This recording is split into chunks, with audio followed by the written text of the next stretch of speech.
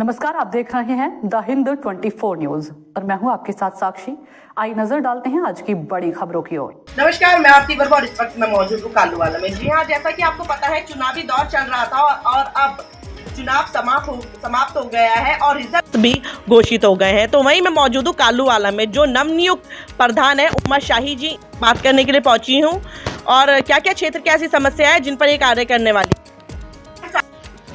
Ma'am, आप प्रधान की seat जीतकर आई हैं, नवनियुक्त प्रधान हैं, क्या क्या आपके क्षेत्र में ऐसी समस्याएं हैं जिनका आप निवारण करने वाली हैं?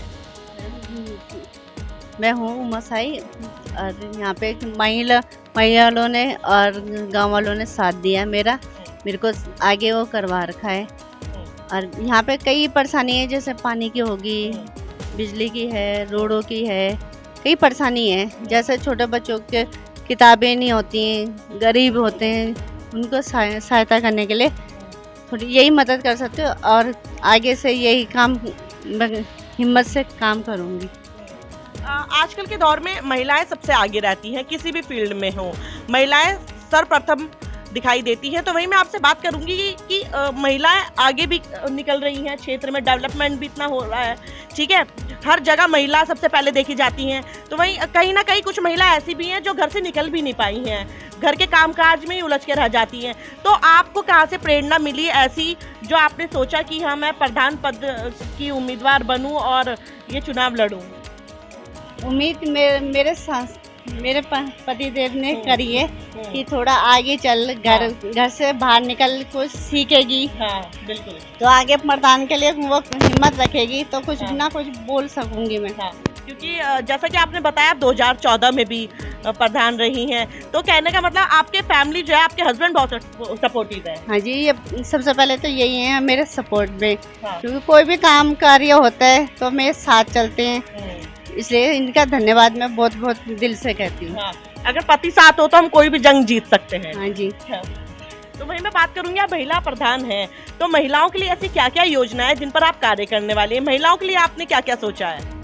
देखिए, महिला के लिए समूह में होता है, जैसे समूह में कोई काम आता है, उन जो लड़कियां हैं, लेडीज है, घर में चूल्हा चलाती हैं, घर पर गरीब रहती हैं, उनके लिए काम ये होता है, जैसे बाड़े में कोई काम आ गया उनको बताने का होता है। जैसे समूह में ये होते है, अगरबत्ती होगी, कोई वैसे भी काम आता है तो उनके लिए जानकारी हम लोग पैकिंग है, कुछ भी हो हम उनको बता देते हैं कि ये काम है, आपको इनसे लाभ भी हो सकता है, फायदा भी हो सकता है, इलाज भी हो सकता है, हर रोजगार भी मिलेगा महिलाओं को। हाँ जी। तो वहीं मैं आपसे बात करूंगी सर, क्षेत्र में नशा जो है बढ़ता जा रहा है, छोटे छोटे नुक्कड़ में देख सकते हैं हम, बिकता हुआ दिखता है, घर घर पैर पसारता जा रहा है नशा, जिसके चलते अभिभावक बहुत परेशान रहते हैं, घर के अन्य सदस्य बहुत परेशान रहते हैं।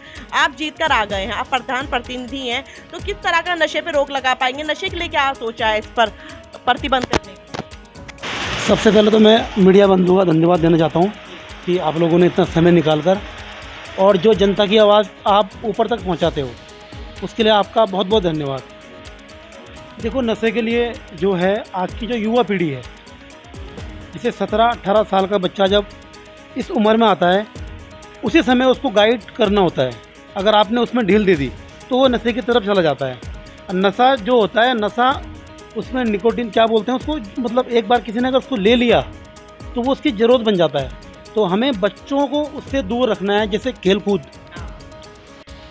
हमने जैसे अभी बैडमिंटन ग्राउंड बनाए, हमारे यहाँ पर एक एकेडमी है, तो हम भी, मेरा बेटा भी जाता है एकेडमी में, तो बच्चों को खेल कूद की तरफ ज़्यादा ध्यान जाए, जिससे कि नशे से बचें बच्चे।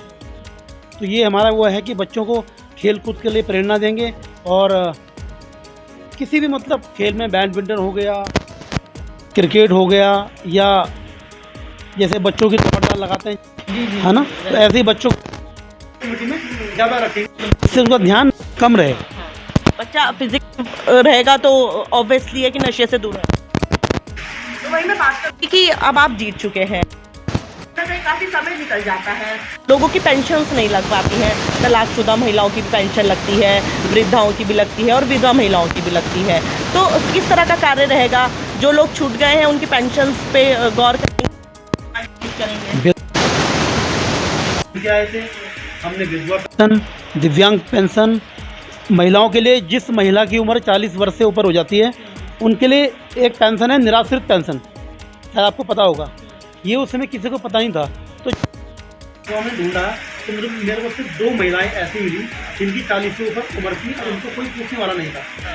मैं उनके घर में गया तो मैंने जैसे ब्लॉग देखी कि निराश्रित पेंशन, 40 वर्ष से जो ऊपर की महिलाएं हैं जिनकी शादी नहीं हुई है उनकी पेंशन लगती है निराश्रित पेंशन, वो हमने लगाई है उस समय। और आगे भी हम जो 60 वर्ष से ऊपर जो बुजुर्ग हमारे हो गए हैं उनकी पेंशन, वृद्धा पेंशन लगाने का हम काम करेंगे। विधवा पेंशन, जो महिलाएं विधवा हो चुकी हैं कम उम्र में, जो 60 से नीचे की हैं उनकी विधवा पेंशन लगती है। बाकी जो बच्चे 18 साल से नीचे हैं, दिव्यांग हैं, उनके लिए दिव्यांग पेंशन लगती है। फिर वो 18 के बाद पेंशन उनकी दुगनी हो जाती है, पहले कम मिलती है वो। तो ये है इन सब की खूबी इन्होंने अपनी रखा है। तो ये थे हमारे साथ प्रधान उमर शाहिद, लाया है जनता को कि जिस तरह से जनता ने उनको प्यार दिखाया है, विजय भी हुई है, जनता के हित के लिए कार्य करेंगी, विकास के लिए कार्य करेंगी।